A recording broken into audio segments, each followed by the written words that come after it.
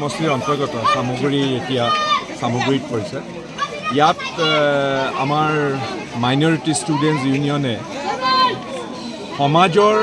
আমাৰ বিশ্ব শান্তিৰ কাৰণে ভাৰতৰ শান্তি আৰু ভাতৃত্ববোধৰ এটা বাৰ্তা দিবৰ কাৰণে তেওঁলোকে যেটো আজি ইয়াত অনুষ্ঠান আয়োজন কৰিছে ইয়াত উপস্থিত হ'বলৈ পাই মই বৰ আনন্দিত হৈছোঁ মোৰ নিজৰ সমষ্টিৰ ভিতৰতে আৰু সঁচা কথা ক'বলৈ গ'লে মই ইয়ালৈ আহি মোৰ নিজৰো এটা আধ্যাত্মিক অনুভূতি হয় কাৰণ এই যে মাহজোৰা যেটো কৃচ্য সাধন কৰা হয় সকলো